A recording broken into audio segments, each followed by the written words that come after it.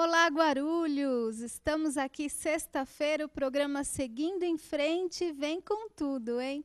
Olha só que bacana, foi boa a sua semana, a minha foi a semana dos Dias das Mães.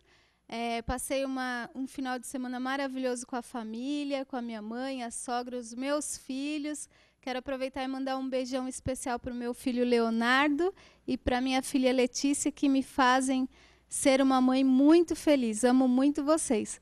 E hoje estou aqui com um tema muito legal, que nem sempre a tristeza é depressão. Quem vai nos contar sobre isso é a doutora Patrícia Regina Lima, que está aqui nos nossos estúdios. Olá, doutora Patrícia, tudo bem? Oi, Paula, boa noite. Eu agradeço o convite e vamos sim conversar um pouco sobre a diferença de tristeza e depressão. Então, doutora, porque às vezes a pessoa está triste e já começam a levar para o lado que a pessoa está com depressão. Então, nem sempre a tristeza é depressão.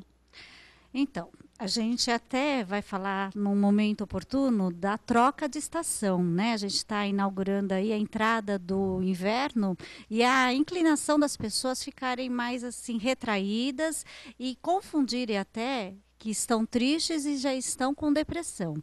Na verdade, a depressão realmente, né, ela é uma doença psíquica que tem uma repercussão importante na vida da pessoa.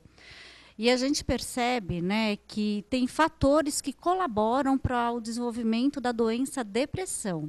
E agora, então, no frio é uma época mais propícia para a pessoa chegar até a ter essa doença depressão. Sim, até por motivo de ter os dias mais nublados, chuvosos, frios, né? Realmente há uma queda no humor da pessoa. Sugere, por isso, que as pessoas ficam assim recolhidas e entristecidas, mas não por isso com depressão. O que a gente percebe que, na verdade, a depressão é um acúmulo de fatores psicológicos, ambientais, sociais e também genéticos. E, nesse sentido, a gente acaba percebendo uma mudança no comportamento das pessoas. E um dos motivos que mais assim classifica a depressão é quando a pessoa ela se vê, né, numa situação de isolamento social, ela fica de um Isolada, num canto, não quer falar com ninguém. ela fica assim, com resistência ao convívio social, mas também observa-se o aparecimento de alguns sintomas, né? O que a gente pode dizer é que na depressão a pessoa tem uma dificuldade no pensamento e na questão da emoção mesmo, de como ela expressa o sentimento dela. E aí a gente percebe que essa questão do pensamento e do sentimento remete a pessoa mais à condição de tristeza, mais à sensação de fracasso, de impotência. Isso teria, assim, uma ocasião, por exemplo, o término de um relacionamento, ou a pessoa é mandada embora do serviço. Isso pode levar uma pessoa que ela já vem com um histórico, né? E aí Então, acontece isso. o que ocorre é assim, tem algumas situações que a pessoa tem uma predisposição e não precisa ter um Um motivo motivo para específico. desencadear a depressão. Agora, outras circunstâncias, como você está colocando, ela é desencadeada quando um gatilho aí também aparece na vida da pessoa. Por exemplo, o término de uma relação afetiva, né? Ela favorece com que essa pessoa possa desenvolver esses sintomas. Então, como que a pessoa vai reagir depende muito da estrutura psíquica dessa pessoa, dos valores, né? Da continência que essa pessoa tem social, até de se sentir acolhida. Doutora, e quais os sintomas que a pessoa pode diagnosticar que ela está entrando em depressão? Então, a depressão, ela remete a pessoa, na verdade, a uma tristeza muito profunda. Mas qual é o sintoma principal da depressão? É apatia, desânimo, a pessoa fica com uma expressão facial mesmo de entristecimento. Ela também tem uma dificuldade de realizar tarefas simples do dia a dia.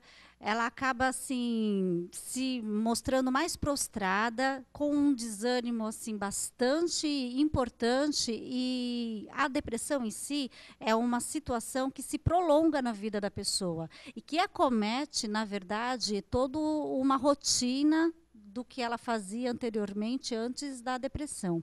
E faz com que a pessoa tenha, né, uma dificuldade nos relacionamentos pessoais, e profissionalmente também afeta bastante. Doutora, eu já ouvi casos de pessoas que, quando estão assim num estágio um pouco avançado, ela não quer tomar banho, ela não quer fazer nada, ela quer ficar realmente trancada dentro de um quarto, se possível até com a luz apagada. Fica ali trancada. Então, quando a pessoa, né, encontra-se nesse estágio que a gente diz de humor rebaixado, porque a depressão ela tem essa característica, ela rebaixa o humor da pessoa.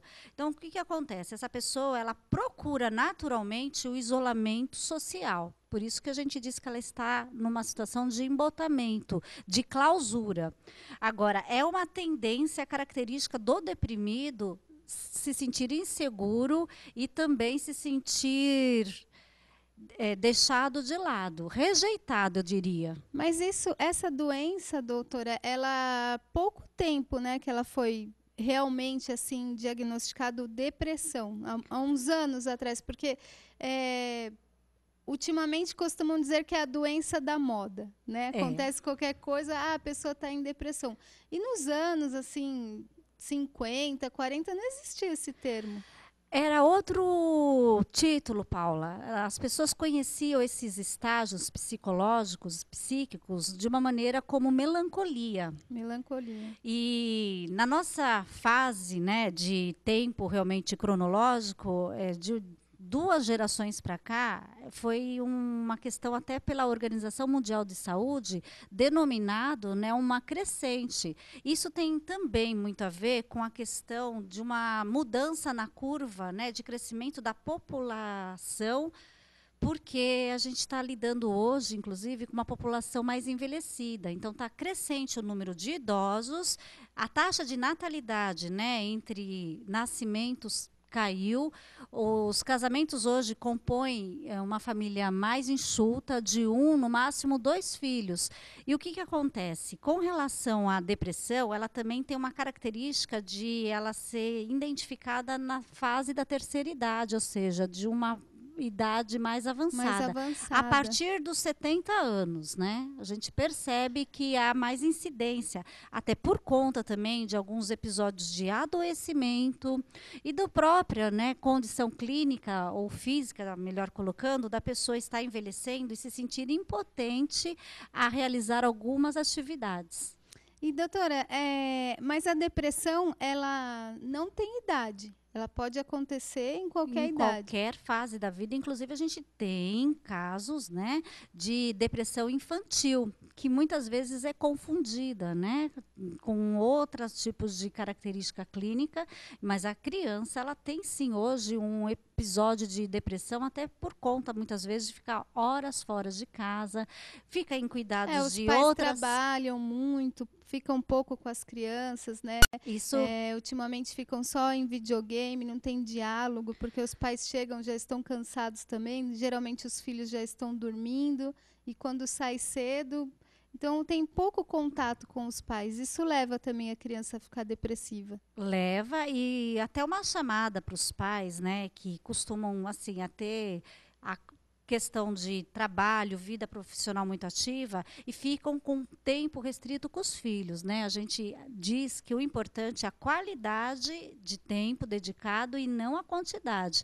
Mas assim, chegou em casa, tem criança, dá atenção, porque o combate da depressão, ela é realmente focado na afetividade, em você poder trocar a questão do acolhimento, do carinho, da atenção e do amor mesmo.